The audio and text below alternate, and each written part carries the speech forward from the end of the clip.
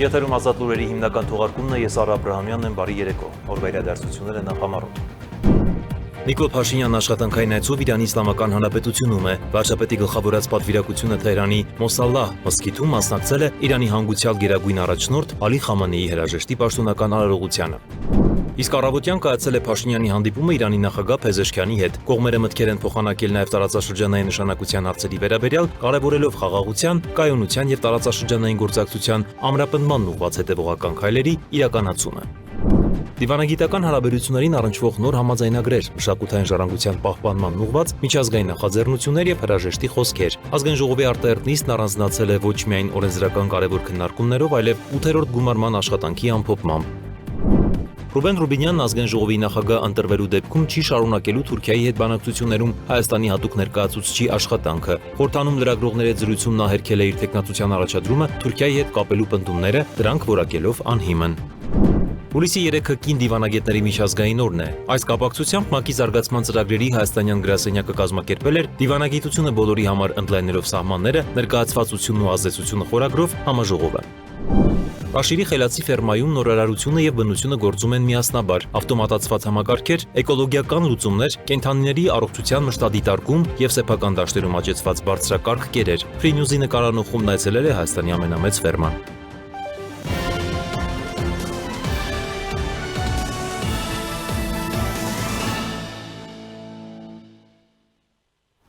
Նիկոլ Փաշինյանն աշխատանքային այցով Իրանի Իսլամական Հանրապետությունում է, վարչապետի գլխավորած պատվիրակությունը Թեհրանի Մոսալլահ մզկիթում մասնակցել է Իրանի հանգուցյալ գերագույն առաջնորդ Ալի Խամանեիի հրաժեշտի պաշտոնական արարողությանը։ Փաշինյանն իր ցավակցություններն է փոխանցել Փեզեշքյանին, նրա առաջին տեղակալ Մոհամմադ Ռեզա Արեֆին, նաև Ալի Խամենեիի ընտանիքի անդամներին։ Հրաժեշտի արարողության ընթացքում վարչապետը հարգանքի թուրք է մատուցել Ալի Խամենեիի հիշատակին եւ գրառում կատարել Սքո Մատյանում։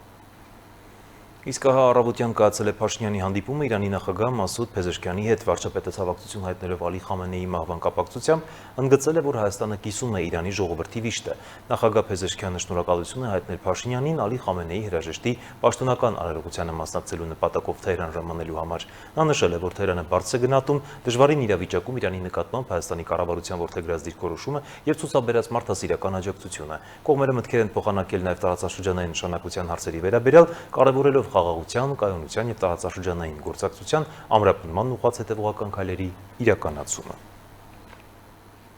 Այլ թեմաներ Եվրոպական միության ընդլայնման հարցերով հանձնակատար Մարտակոսը X-ում գրառմամբ անդրադարձել է Եվրոպական միության կողմից տարածաշրջանային փոխկապակցվածության զարգացման նպատակով Երևանում, Բաքվում եւ Անկարայում անցկացված բարձր մակարդակի բանակցություններին։ Նա նշել է, որ Հայաստանի, Թուրքիայի եւ Ադրբեջանի հետ փոխկապակցվածության զարգացման ուղղությամբ աշխատանքը տեղափոխվել է հաջորդ փուլ, որը կարող է նպաստել Հարավային Կովկասում կայուն խաղաղության հաստատմանը, միաժամանակ դիվերսիֆիկացնելով Եվրոպայի եւ Ասիայի միջև առևտրային եւ էներգետիկ երթուղիները։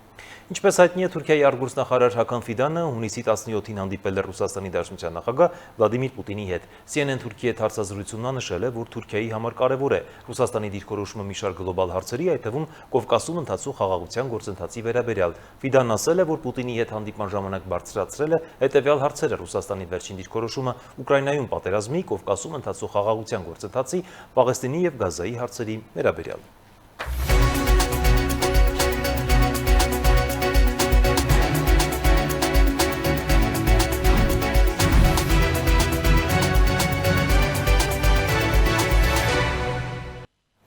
Դիվանագիտական հարաբերություններին առնչվող նոր համաձայնագրեր, մշակութային ժառանգության պահպանման ուղղված միջազգային նախաձեռնություններ եւ հրաժեշտի խոսքեր։ Ազգային ժողովի արտահերթ նիստն առանձնացել է ոչ միայն օրենսդրական կարևոր քննարկումներով, այլև 8-րդ գումարման աշխատանքի ամփոփմամբ։ Նիստի ավարտին պատգամավորները հոտնկայս եւ բուռն ծափահարություններով ճանապարհել են ԱԺ-նախագահ Ալեն Սիմոնյանին նրա այս պաշտոնում վերջին ելույթից հետո։ Խորհրդարանը քննարկեց Հայաստանի եւ Ղազախստանի կառավարությունների միջև դիվանագիտական ներկայացուցչությունների շենքերի կառուցման համար հողատարածքների փոխադարձ տրամադրման մասին համաձայնագիրը։ Այն նախատեսում է, որ Երևանում եւ Աստանայում երկու երկրների դեսպանությունների կառուցման նպատակով 49 տարի ժամկետով կհատկացվեն համարժեք հողատարածքներ։ Խորհրդանշական տարեկան 1 դրամ եւ 1 տենգե բարձավճարով։ Ղազախական կողմը հայկական կողմին 49 տարի ժամկետով օգտագործման է տրամադրում Աստանա քաղաքում Արգանատի փողոցում գտնվող շինություններից եւ տարանցիկ հաղորդակցություններից ազատ նույն չափի 0.33 հեկտար ընդհանուր մակերեսով հողատարածք,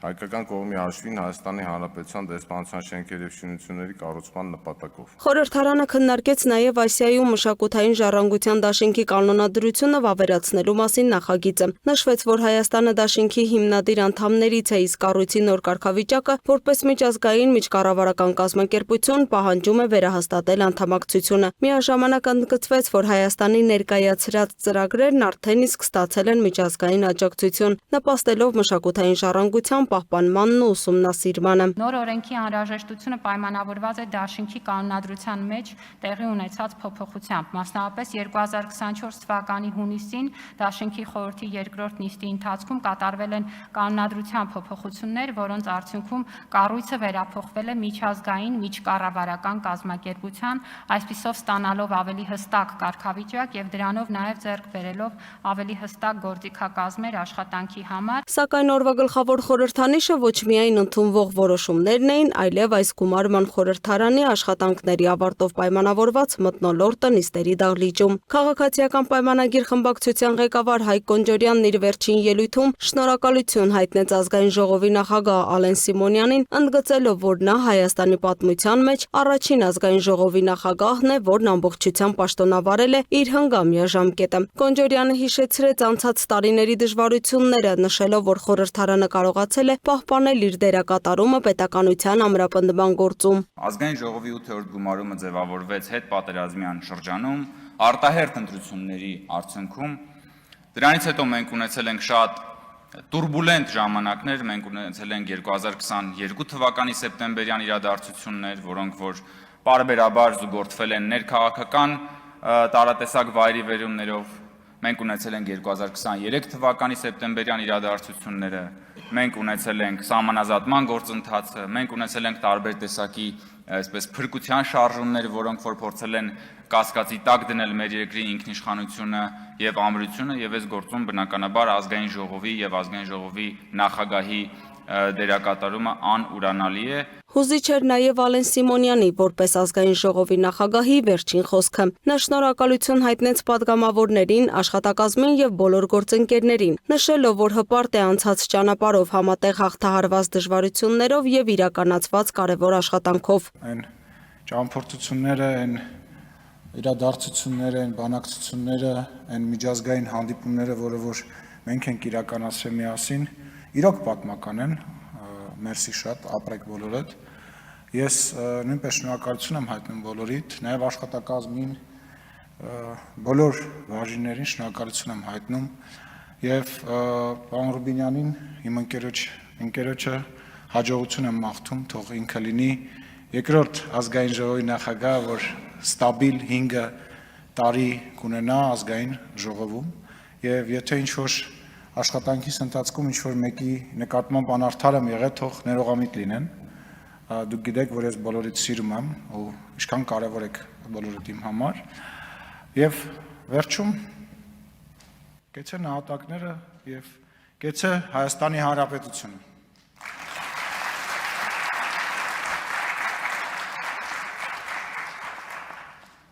Ազգային ժողովի նախագահի տեղակալ Ռուբեն Ռուբինյանը բարձր գնահատեց Ալեն Սիմոնյանի հնգամյա աշխատանքը, ընդգծելով, որ այն իրականացվել է Հայաստանի համար բացառիկ բարդ ժամանակաշրջանում։ Պարոն Սիմոնյանը շատ կարևոր ժամանակաշրջանում է ազգային ժողովի նախագահ եղել։ Աշխարհի ամենահեշտ ազգային ժողովում չի, որ նախագահ է եղել, բոլորը տեսել եք, թե ինչ մարդկանց տեղտեղել սուբյեկտների հետ է ստիպված եղել շփվել։ Այս տարիների ընթացքում Հայաստանը անցել է բազմաթիվ բարդությունների, դժվարությունների միջոցով, բայց մենք բոլորս Հայաստանի Հանրապետության վարչապետի գլխավորությամբ եւ մենք էլ ազգային ժողովում պարոն Սիմոնյանի գլխավորությամբ հասել ենք մեր ամենակարևոր խոստման կատարմանը, խաղաղությանը, եւ ես ուզում եմ շնորհակալություն հայտնել պարոն Սիմոնյանին մեր քաղաքական թիմը առաջնորդելու համար։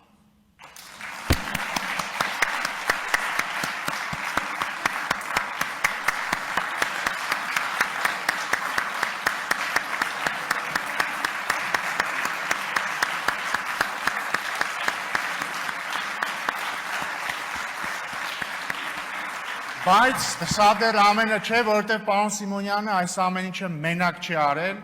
Մեզ լքում է նաև ազգային ժողովի լավագույն փոխնախագահ Հակոբ Արշակյանը եւ ես ուզում եմ շնորհակալություն հայտնել նաեւ պարոն Արշակյանին իր պարկեշտության եւ իր քաղաքական սկզբունքայնության համար։ Եվ ուզում եմ արդեն իմ պարոն Սիմոնյանի եւ պարոն Արշակյանի անունից շնորհակալություն հայտնել քաղաքացիական պայմանագիր խմբակցությանը, պնդության, հաստատակամության համար եւ խմբակցության ղեկավար Հայկ Կոնջորյանին, որը կրկին փայլուն կատարեց իր առաքելությունը։ Շնորհակալություն։ Լուսինե Գրիգորյան, Free News, Ազատ լուրեր։ Ռուբեն Ռուբինյանը հայտարարել է, որ արժանախագահ ընտրվելու դեպքում չի շարունակելու Թուրքիայի հետ բանակցություններում Հայաստանի հատուկ ներկայացուցչի աշխատանքը։ Խորհրդանում լրագրողների հետ զրույցում Ռուբինյանը հերքել է իր թեկնածության առաջադրումը Թուրքիայի հետ կապելու պնդումները, դրանք որակելով անհիմն։ Նա անդրադարձել է նաև Թուրքիայում սովորելու մասին շրջանառվող տեղեկություններին, ընտրական օրենսգրքում առաջարկվող փոփոխություններին եւ նոր խորհրդարան անցնող ընդդիմադիր ուժերին։ Եթե ընտրվեմ ազգային ժողովի նախագահ, Թուրքիայի հետ բանակցություններում Հայաստանի հատուկ ներկայացուցիչ չեմ լինի։ Այս մասին ազգային ժողովի նիստից հետո լրագրողների հետ զրույցում ասել է ազգային ժողովի փոխնախագահ Ռուբեն Ռուբինյանն անդրադառնալով իր ազգային ժողովի նախագահի թեկնածու առաջադրվելուն եւ դրա շուրջ հնչող քաղաքական գնահատականներին։ Ռուբինյանն անհիմն է համարել այն պնդումները, թե իր թեկնածության առաջադրումը կարող է կապ ունենալ Թուրքիայի հետ։ Նրա խոսքով Հայաստանում պաշտոնները ձևավորվում են Հայաստանի ժողովրդի քվեի եւ դրա արդյունքում ստացված քաղաքական մանդատի հիման վրա։ Նույն ձև ես ստացել եմ շնորհավորանքներ օրինակ Ռուսաստանից եւ այլ տեղերից։ Ռուսաստանից Իմ գործընկերը ինձ գրել շնորհավորել է եւ կամ ասենք, չէ, գրել է ինձ, կամ ասենք ընտրությունների գիշերը Վրաստանի վարչապետը շնորհավորեց վարչապետ Փաշինյանին։ Ինչ Վրաստանի վարչապետի հրահանգով է վարչապետ Փաշինյանը հաղթել ընտրությունները։ Նկատի ունեմ այդ ապուշությունները իհարկե կարելի է ասել,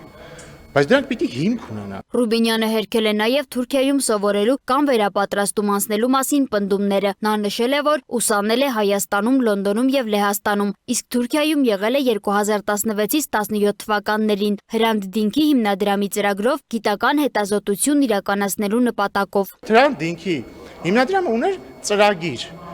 հայերենով, եթե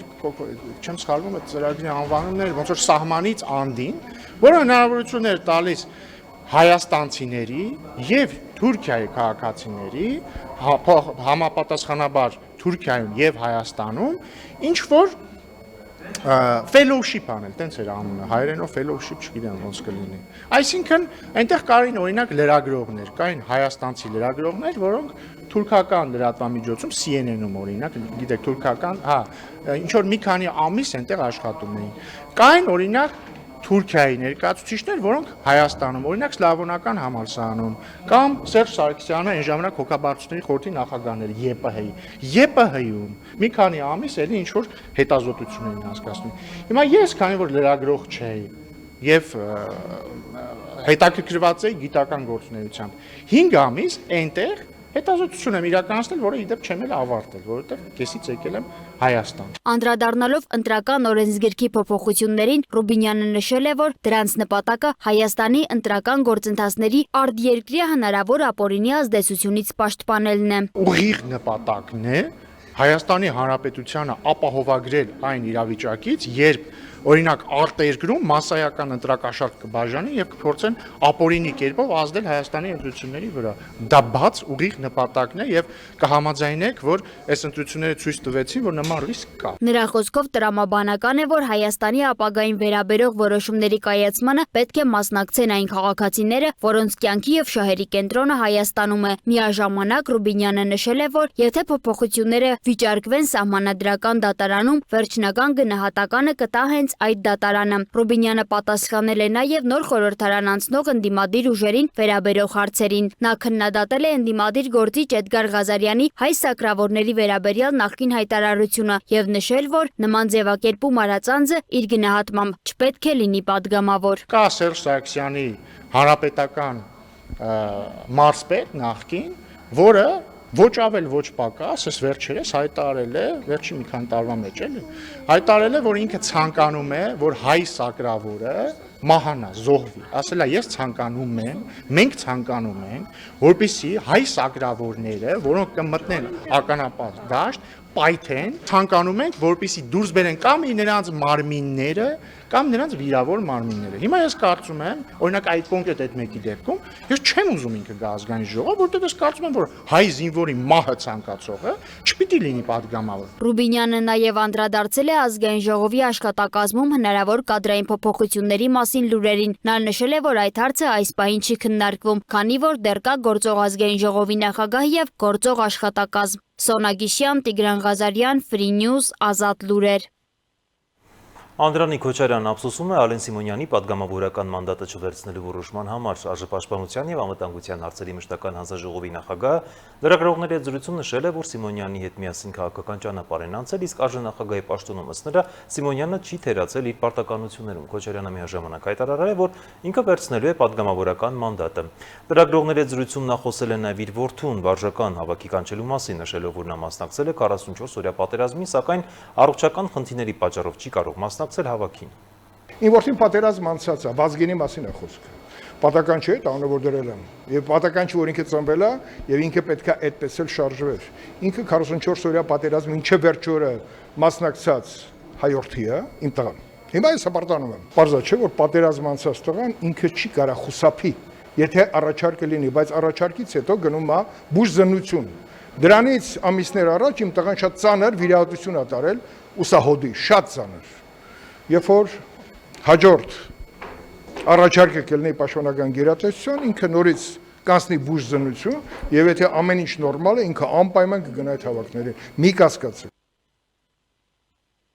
ԿՊ պատգամավոր Տիգրան Պարսիլյանն իր գործընկերներից նեղացած չէ նախընտրական ցուցակում վերջին հորիզոնականներում հայտնվելու համար, չնայած այն բանին, որ նա կուսակցության հիմնադիր անդամ է։ Ընդհակառակը վերջինս քվեարկության միջոցով ցուցակ ձևավորել է համարում է ժողովրդավարական գործընթացի արդյունք։ Այժմ լրագրողների զրույցում անդրադառնալով իր հետագա գործունեությանը նա նշել է, որ եթե առաջարկ լինի կդիտարկի, որովհետև շարունակում է մնալ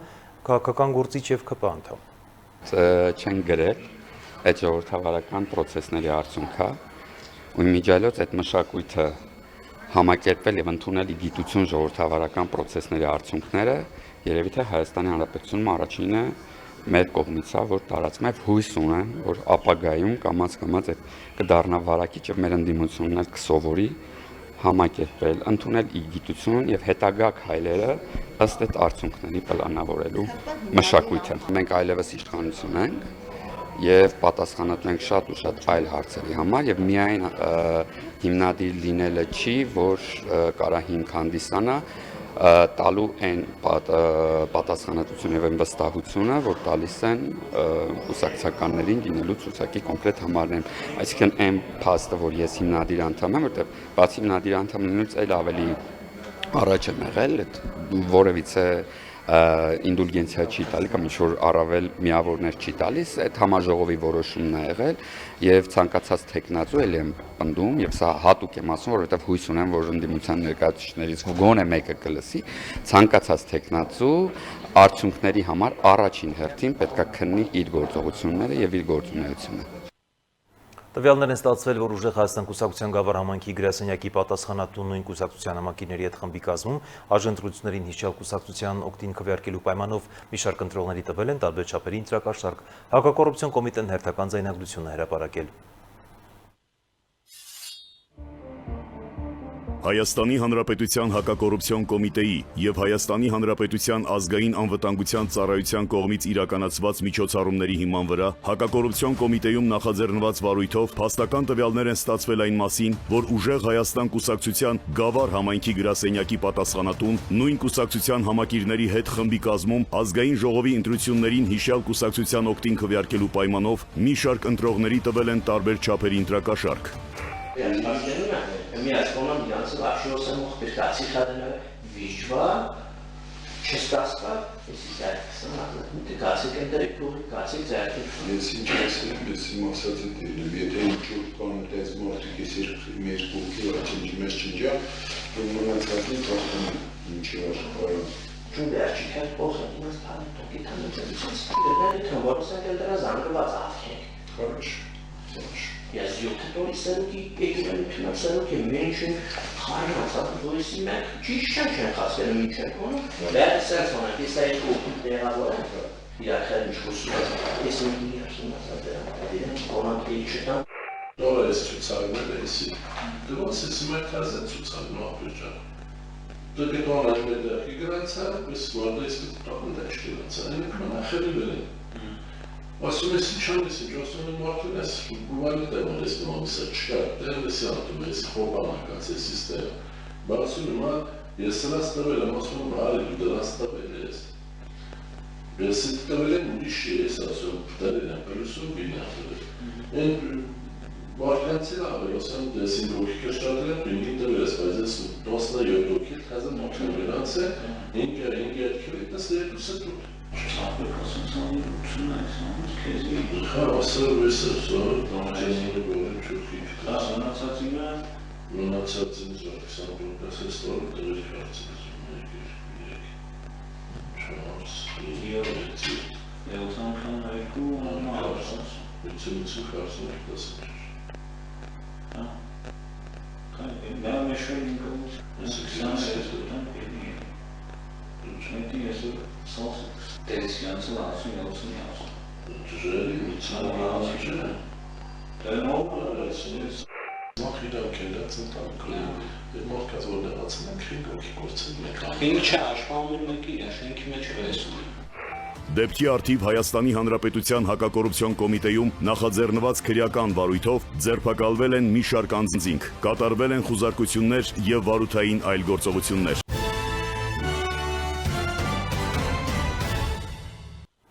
Առնվազն 5 մարդ է զոհվել ևս 18-ը վիրավորվել Զապորոժիայի մարզի ռուսական օկուպացիայի տակ գտնվող հատվածին ուկրաինական ԱԹՍ-ի հարվածի հետևանքով։ Այս մասին հաղորդել է Զապորոժիայի ռուսական վարչակազմի ղեկավարը։ Նրա պնդմամբ ուկրաինական կողմը հարվածել է Թոքմակ քաղաքի շուկային տեղի ունեցածը պաշտոնյան նպատակաուղղված հարված է անվանել։ Նշենք, որ այս հարվածը հաջորդել է Ուկրաինայի մայրաքաղաքի վրա Ռուսաստանի իրականացրած լայնածավալ հրթիռային և դրոնային հարձակմանը, որի հետևանքով զոհվել է 30-ից ավելի մարդ։ Տեղի ունեցածից հետո Կիևը կոչ էր արել արևմտյան գործընկերներին անհապաղ որոշումներ կայացնել օդային պաշտպանության ուժեղացման և պատժամիջոցների վերաբերյալ։ Հարվածներն ուղղվել էին բնակելի շենքերին և քաղաքացիական ենթակառուցվածքներին։ Ի դեպ Կիևի վրա վերջին հարվածից հետո Կրեմլը հայտարարել է, որ մտադիր է ակտիվացնել Ուկրաինայի դեմ արշավը։ Իսկ ահա ԱՄՆ-ն Ռուսաստանի կողմից սադրանք նախապատրաստելու մասին նախազգուշացրել է Լեհաստանին։ Դա Տելեգրաֆի տվյալներով կարող են լինել ԱԹՍ-ներով կամ հրթիռներով հարվածներ քրիտիկական ենթակառուցվածքներին կամ դիվերսիոն խմբերի կարճաժամկետ ներթափանցում Բելարուսից և Կալինինգրադի մարզից։ Փորձագետների տվյալներով Մոսկվան ձգտում է ստուգել ՆԱՏՕ-ի վճռական պատասխանի պատրաստակամությունը և խաթարել Դաշնքի նկատմամբ վստահությունը։ Կրեմլը կարող է փորձել նման գործողությունները ներկայացնել որպես պատահական սխալ կամ փրկարարական գործողություն լիարժեք ռազմական հակամարտությունից խուսափելու և Արևմուտքին Ուկրաինայի հարցով բանակցությունների մղելու համար։ Միջազգային նորությունները տեսաշարով։ Գրոսին հայտնել է իրանական հարստացված ուրանի հնարավոր գտնվելու վայրը, ըստ նրա հարստացված ուրանի պաշարները դեռևս գտնվում են Իրանի միջուկային օբյեկտներում։ Նա բացատրել է, որ իրենց ունեցած տեղեկատվությունը հիմնված է գործակալության վերջին պլանային ստուգողական աշխատանքների վրա, որոնք շարունակվել են անցյալ ամռանը այսպես կոչված 12-օրյա պատերազմից առաջ։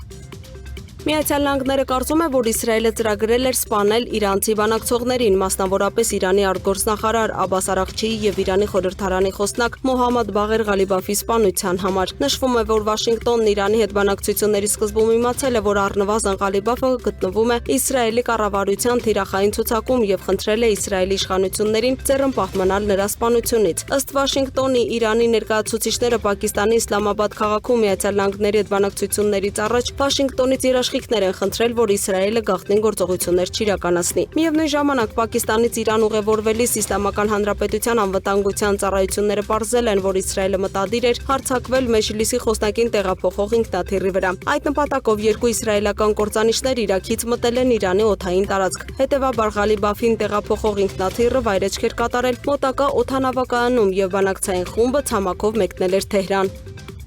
Միացյալ Նահանգներն արդեն հասել է իր գրեթե բոլոր նպատակներին Իրանի հետ բանակցությունների ընթացքում։ Այս մասին հայտարարել է Միացյալ Նահանգների նախագահ Դոնալդ Թրամփը։ Սպիտակ տան ղեկավարը հավաստիացրել է, որ ինքն Իրանի դեմ տարիներ տևող ռազմական արշավ իրականացնելու ոչ մի ձգտում չունի։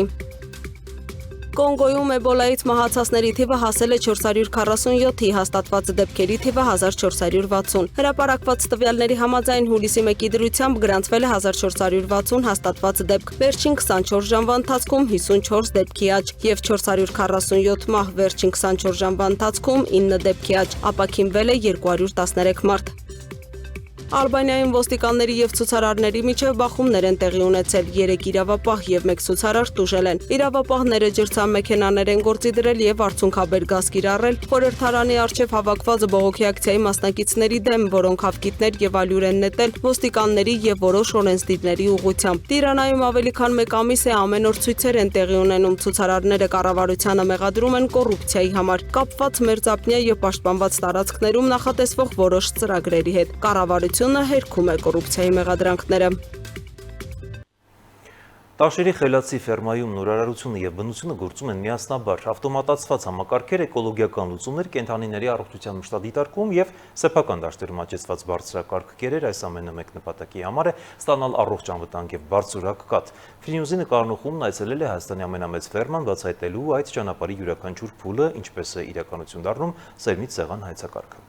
Ծովի մակերևույթից 2050 մետր բարձրության վրա Ալպյան բնության գրկում գործում է Հայաստանի ամենամեծ եւ տարածաշրջանում իր տեսակի մեջ եսակի գյուղատնտեսական համալիրը։ Այստեղ կաթի պատմությունը սկսվում է ոչ թե ֆերմայում, այլ դաշտում։ Սերմից Սեղան սա պարզապես կարգախոս չէ, այլ ամբողջական փիլիսոփայություն, որի հիմքում արտադրության յուրաքանչյուր փուլը վերահսկելու գաղափարն է։ Բարձրորակ սերմը վերածվում է սննդարար կերի, կերը առողջ կենդանիների հիմնական սննդի, իսկ արդյունքում ստացվում է անարատ եւ անվտանգ կաթ։ 850 հեկտար մշակող հողատարածքներում աճեցվում են արվույթ եւ եգիպտացորեն։ Ժամանակակից սիլոսացման տեխնոլոգիաների շնորհիվ կերերը պահպանում են իրենց սննդային արժեքն ու թարմությունը ամբողջ տարվա ընթացքում, ապահովելով կենդանիների հավասարակշռված սնուցումը։ Մենք ինչի համար ենք առաջնահերթությունը տալիս մեր իսկ արտադրած կերերի, որովհետեւ այստեղ մեզ կառավարելի է նախ եւ առաջ քանակային եւ որակական հատվածները,